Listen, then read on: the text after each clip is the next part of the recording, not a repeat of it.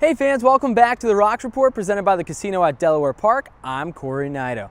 Imagine stepping into the batter's box and having a split second to decide whether a pitch is a strike and then determining whether or not to swing at it. Now, picture yourself doing it from both sides of the plate during a baseball game. For Blue Rocks outfielder Blake Perkins, he's relatively new to switch hitting and continues to accept the challenges that come with it. So my senior year of high school, we had our last home game, for the year. And me and a couple buddies were like, let's go up there left-handed, let's do something cool. And I was the first one to go up, and I ended up hitting a home run.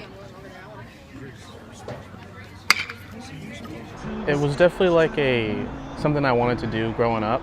And then when I got drafted, I went to a pre-draft workout for the Nationals, and I took a round left-handed for them because they'd seen a video of me doing it. So it kind of just blossomed from there. Once he was in the Nationals organization, Perkins had to start all over and learn how to hit left-handed. I was from like the ground up, First it was like swing path, getting a good swing on the ball, a lot of tee work, a lot of stuff in the cage. And then it kind of just transitioned to being competitive in the game playing, At first it was, I was happy just to have a good at bat or put a good swing on a ball. And then last year and this year, it's more like I want to perform, I want to produce so that I can help my team win and move up. Blue Rocks hitting coach Abraham Nunez, who spent 12 seasons in the major leagues and also a switch hitter, believes Perkins has the ability to be a successful switch hitter. He's pretty good for a guy who just making himself a switch hitter. In my case, I start off at a very early age to switch hit, so he come a long way. But the good thing about him is he got a great knowledge of the strike zone both sides of the plate. And that's a plus, especially from the leadoff spot. With all the work he's put in, the center fielder feels he has made great strides over the last 2 years. Last year, probably, in low A, I think that was a big step for me. Getting in the box and feeling comfortable all the time. Not really having that in the back of your mind like, oh, I don't feel good, whatever. It's the same ups and downs that you go through, or anyone goes through. So that was the good part, is that I'd done it enough to the point where I went up there and I didn't feel like I was over-challenged too much. Well, he comes a long way, especially knowing the type of hitter he is. He knows he's a leadoff hitter. He takes it hard. He's done an amazing thing.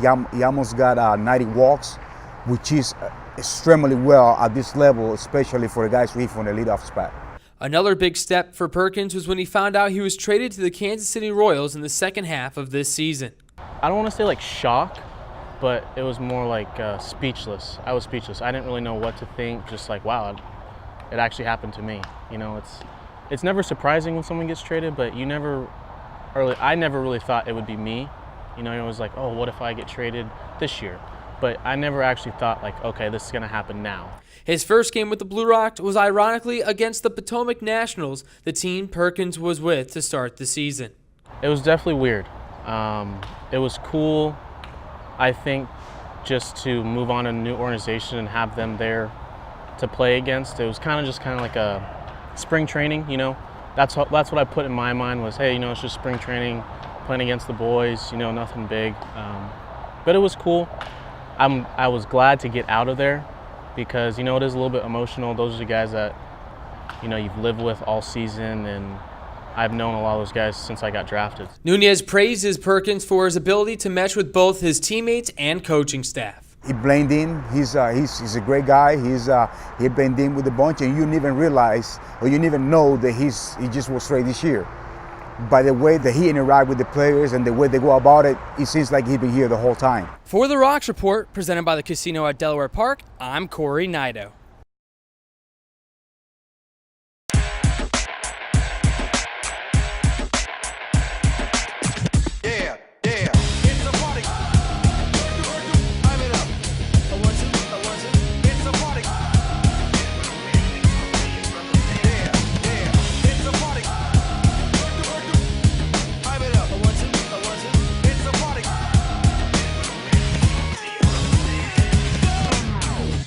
Casino at Delaware Park. Come to the table.